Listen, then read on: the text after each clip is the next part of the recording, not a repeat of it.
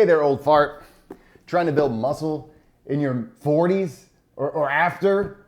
What? How stupid are you? Well, hey, brother, you're in the right place because I'm that stupid too.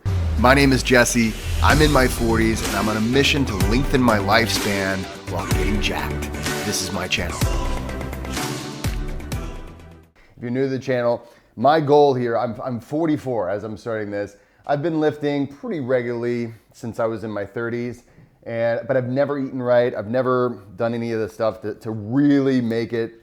I've gotten some muscle over the years, but I don't know. I bumped into a a living legend, Derek Lunsford, at the gym over Christmas break this last year, and now I've got it in my head that I want to do like a competition, or I just want to see my full physical form. So I'm taking it seriously, and one of the problems with being older is that you also realize you're about to shed your mortal coil, right? Mortality becomes something that you think about more often.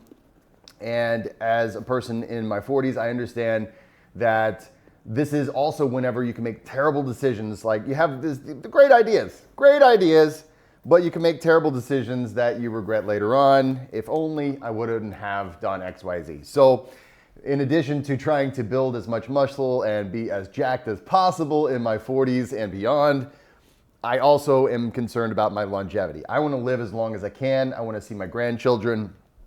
Not so much so that I can take care of them, just so that I can tell my son how much better of a dad that I was than he's being. I think that would be gratifying, and so I'm looking forward to not feeling old. I don't want to feel incredibly old. I want to I want to be young as long as I can, right? So sometimes people say I want to die young as late as possible. That's what I'm looking for, but I'm also wanting to be jacked. Okay, so I want both of these things, but brothers, we got a problem. I had to get a wet cloth. I just got through my first winter of Chicago, and it was brutal. It was a brutal winter. So getting these boots back in order again.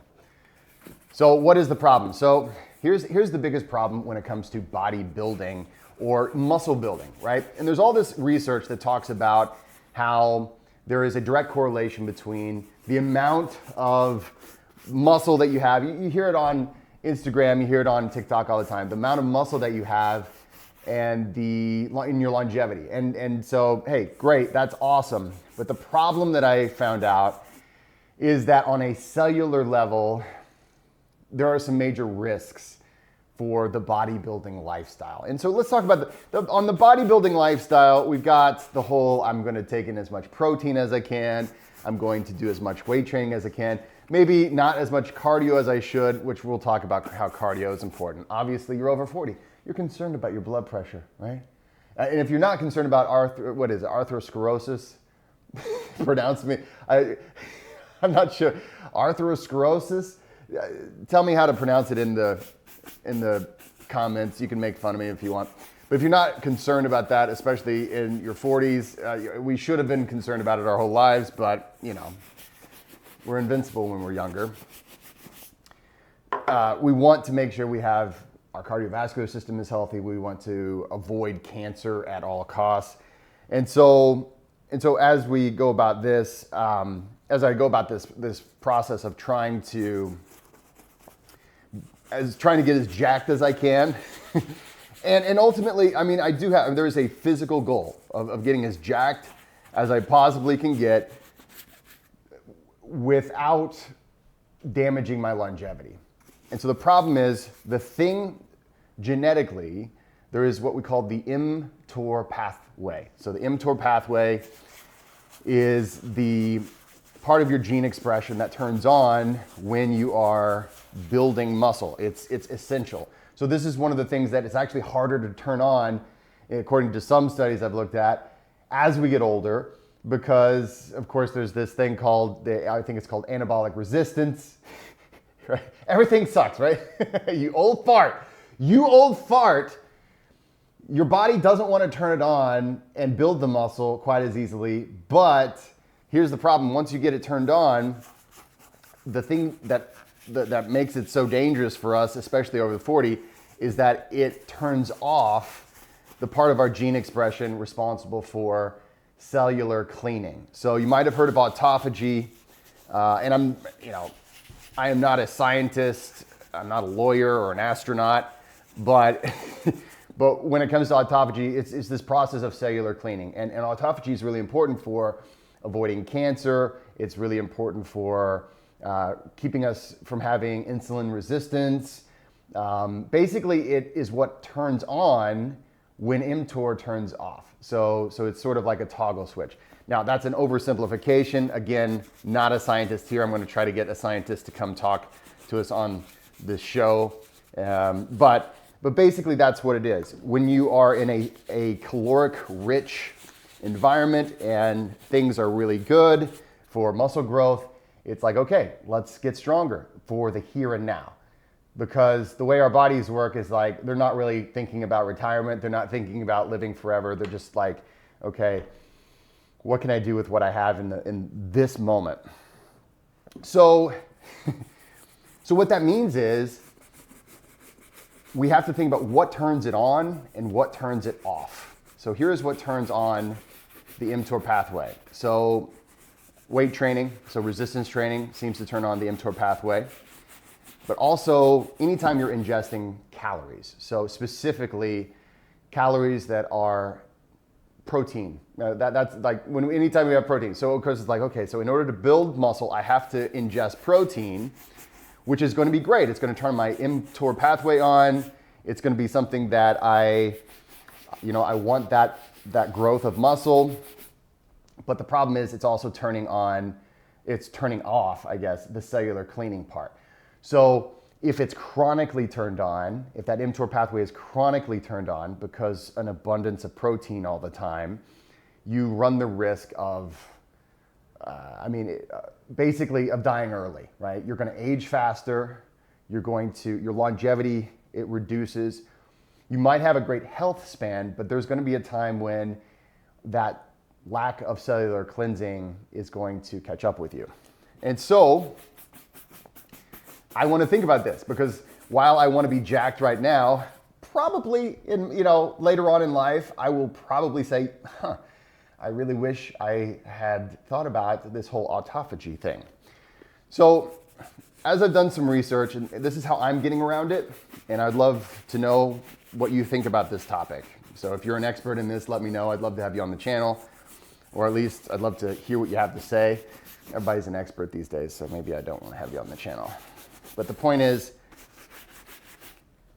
what turns on that autophagy is there are some supplements that I'm going to be taking, or I am taking now.